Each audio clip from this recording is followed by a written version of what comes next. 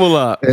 Responde pra gente essa questão da aceitação do resultado eleitoral. Como é que você enxerga o posicionamento do Bolsonaro, independente de qual seja o resultado? Pois é, olha só, em relação a aceitar ou não, se você tem suspeita, se você tem suspeitas que são fundadas, você pode aceitar ou não. Isso é uma decisão pessoal dele, o que não significa que ele ficará necessariamente no poder, porque você tem as instituições que funcionam. Donald Trump não aceitou corretamente, não aceitou o resultado das eleições americanas até agora, e não tendo aceitado, não está no poder. O presidente em exercício, apesar das inúmeras fraudes, é o Joe Biden. Agora, a gente tem que fazer algumas reflexões que eu acho bastante importantes. Assim. O Guga estava falando sobre a confiança dos brasileiros caírem porque a campanha do Bolsonaro contra o TSE está surtindo efeito.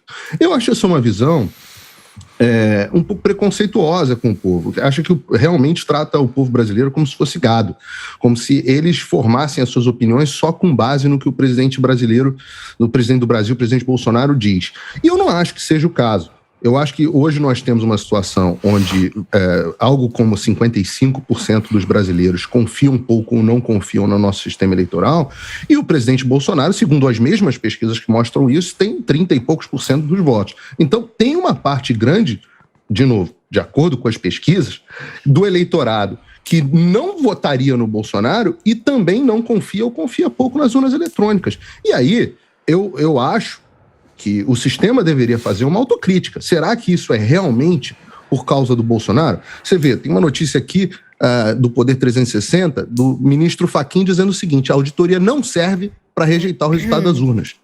Ele está dizendo, a auditoria não serve para o resultado das urnas, ou seja, trata-se de auditar meios, instrumentos e procedimentos, e não um veículo de proposição aberta, direcionada a prioristicamente a rejeitar o resultado das urnas que, porventura, retrate a vontade do povo brasileiro, que a vontade do povo brasileiro é oposta a interesses pessoais de um outro candidato. Ou seja, diz o seguinte: o sistema já começa que não é auditável, segundo o próprio PSDB, desde 2014. Então, o próprio PSDB que está dizendo, né? O PSDB, aliás, que está aí de roxinho colado com Lula. Então, o sistema não é auditável. Mas se a auditoria detectar alguma coisa, essa auditoria, segundo o ministro Fachin, não serve para rejeitar o resultado. Aí o Guga estava dizendo agora, o TSE chama o Exército, mas ouve o Exército se quiser. Então, o sistema brasileiro fica na mão de uma instituição, que é o TSE, que é essa invenção, essa jabuticaba brasileira aí. O TSE fica com o sistema na mão dele. E quem é o TSE? São ministros que gozam da confiança da população? Não, são ministros que gozam de menos de 30% da confiança da população. E aí chamam as Forças Armadas, que são a instituição mais prestigiosa e mais confiável do país e mais capacitada na questão de cibersegurança, para contribuir com a segurança. Quando as Forças Armadas fazem contribuições como solicitadas, não, a gente não quer ouvir. Auditoria. Não, a auditoria serve, mas se porventura for diferente, não serve para contestar o resultado. Aí fica uma situação onde... Como é que a população vai confiar num sistema desse? Aí você diz o seguinte: o sistema brasileiro, Guga, palavras do Guga, que não são do Guga, né? São as palavras da mídia mainstream, do Beautiful People, desse establishment todo. É a mesma coisa que eles falam. O sistema é confiável e é muito respeitado por todos os países. Eu falo assim, que países? Quais são os países que usam o sistema brasileiro? Quais são os países que usam o sistema brasileiro? Por que a Alemanha não usa? Você respeita tanto? A França não usa? Por que ninguém usa, A França usa, uma parte da França, Estados Unidos, Japão. Não usa. Uma parte da França não é a França. Tem municípios que usam. Não adotou o país inteiro, não quer dizer que Aqui nos Estados Unidos tem votação eletrônica também. Exatamente. Agora, a votação, existe uma falsa dicotomia. E no Japão também. É a falsa dicotomia entre o sistema eletrônico e um sistema que tenha voto eletrônico. Voto eletrônico é maravilhoso, tudo eletrônico é maravilhoso. Quem é que desconfia da urna do Brasil, então? Cita um país. Você tenha mecanismos de verificação. E essa era a proposta. Essa era a proposta que nós tivemos o ministro TSE fazendo lobby no Congresso contra. Então, por isso, exatamente, não tem nada a ver com o Bolsonaro. Aí você fala assim, não, vamos chamar observadores internacionais.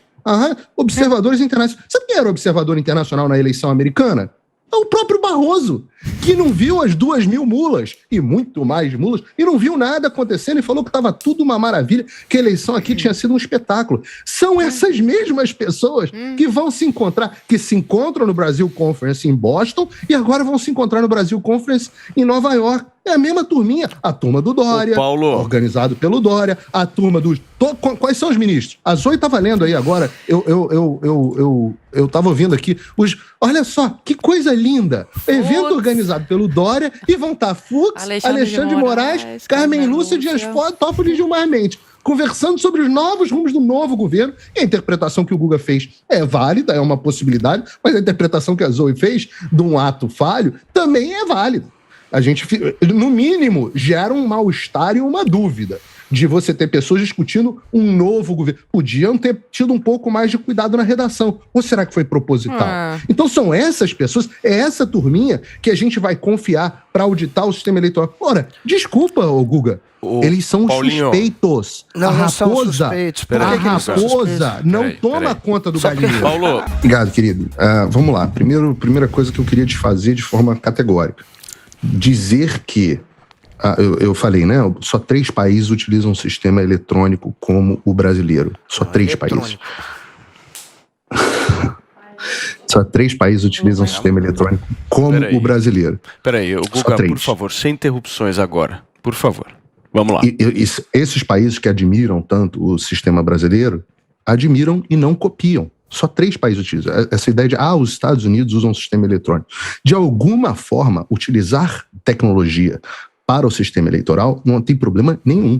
Mas o que acontece aqui nos Estados Unidos é que o sistema eletrônico, ele é combinado com o sistema físico, que é exatamente a proposta apresentada, que ia ser votada numa PEC, aliás, que o Congresso já votou uma vez e que não foi considerado inconstitucional porque não era PEC, agora ia votar PEC, e nisso foi o Barroso lá, foram os ministros do TSE fazer lobby no Congresso contra esse sistema, o sistema que garante a combinação do eletrônico e do papel. Ele é a prova de fraude? Não, ele não é a prova de fraude, mas ele é um sistema melhor, porque ele tem redundância. Qual é o problema? Essa ideia de ficar repetindo, nunca houve nenhuma evidência de fraude desde que as eleições brasileiras adotaram o sistema eletrônico. Isso parece verdade, só que o problema é que se algo é inverificável, essa ausência de evidência não é evidência de ausência. Não é. Se você não consegue verificar o sistema, se ele funciona ou não, simplesmente o sistema é fraudulento per se, por si só. Um sistema que é impossível de ser verificado. Por quê? Você contabiliza a sua... Como é que funciona o sistema? Você vai lá, bota o seu voto, ele vai lá para a maquininha, depois as maquininhas transmitem, sem internet, com ou sem internet, vou entrar nesse caso. Depois as maquininhas vão lá, transmitem elas geram um boletim de urna e transmitem os seus dados para os supercomputadores lá do TSE fazerem as suas contagens, estes sim conectados na internet, e aí todos nós, uma vez que é colocado o voto na urna, todos nós perdemos o acesso. Todos nós. Ninguém mais tem acesso a esses votos. Porque eles são convertidos em dados. E a não ser que o Brasil adote um sistema cripto, blockchain, etc., é impossível de você garantir a autenticidade deles. É impossível. Sim. Agora, sobre o sistema, nós temos que reconhecer certas coisas. Primeira coisa que nós temos que reconhecer. Todo sistema eletrônico é vulnerável. Todos do planeta. Todos os sistemas eletrônicos do planeta são vulneráveis. Os Estados Unidos têm a maior preocupação do planeta com o sistema, por exemplo, de armas nucleares americanas, que são isolados, tem dupla chave, dupla confirmação física do sujeito ir lá, o presidente dá uma ordem, tem um cara lá que, 2 caras pessoalmente que confirmam a ordem do presidente para poder, aquele negócio do filme, de girar a chave ao mesmo tempo, é verdade. Física e pessoalmente. Por que é isso? Por que os americanos simplesmente não contratam os técnicos do TSE e aí não precisa mais ter essa de comunicação, ligar, falar, não precisa mais disso. Basta alguém chegar, contrata a urna eletrônica brasileira e o sistema de armas nucleares americanos está controlado. E ninguém faz isso. Por que ninguém faz isso? Agora, já houve hackeamento dentro do TSE, você tem... a história aconteceu. Alguém que passou meses e meses dentro do sistema do TSE, a gente tem logs apagados dentro do TSE, tudo isso vai contribuindo para gerar insegurança. Agora, o que eu quis chamar a atenção... Para fechar, Paulinho, por favor. Só para fechar, é que eu li o relatório final da comissão avaliadora de 30 de maio de 2022, eu acho que o Guga não leu, ninguém leu o relatório, tá?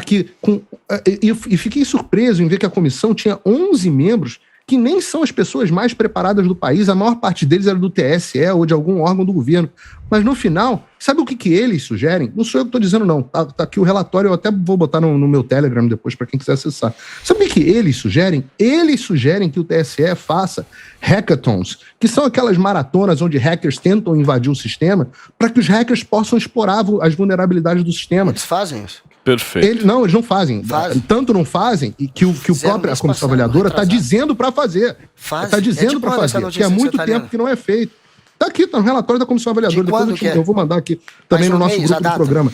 Muito bem. Ele já faz. Diz 30 de maio de 2022. O relatório são 23 países que utilizam alguma tecnologia eletrônica e 18 em pleito regional. Tá?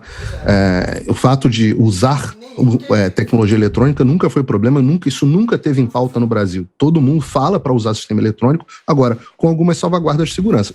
Volto a dizer, o TPS, o teste do TPS, o relatório, que é isso que você está dizendo, que é o relatório final da comissão avaliadora, não é um hackathon. São coisas diferentes. Hackathon são hackers externos testando o sistema. E o TPS é que recomendou que fizesse hackathons, porque não são feitas.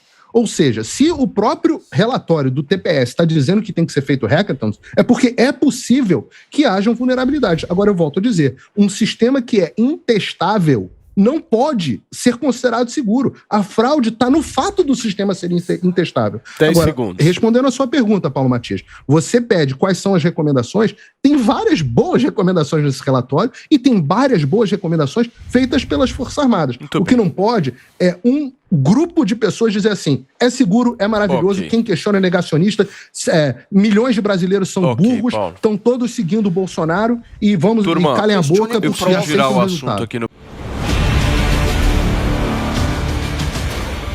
Eles tentam constantemente moldar a sua mente, sugerindo aquilo que eles mesmos julgam serem as melhores ideias para você, influenciando a sua forma de vestir, as suas opiniões, tentando te controlar a todo custo, na esfera da cultura, da política e da economia, onde quer que eu e você estejamos vendo, lendo ou ouvindo. E hoje, o que se vê na velha imprensa são ativistas disfarçados de jornalistas. Realização deste exame. Mas existe uma maneira de combater e evitar isso, deixando de ser massa de manobra e nunca mais ser manipulado. O jornalismo profissional como conhecemos morreu. O motivo? A maior referência de jornalismo no mundo ocidental caiu. E o que está acontecendo na mídia brasileira nada mais é do que um reflexo da mídia da América. Jornalismo profissional morreu. Jornalismo profissional é uma porcaria. Jornalismo profissional não presta mais. Jornalismo profissional virou uma máquina de militância de esquerda.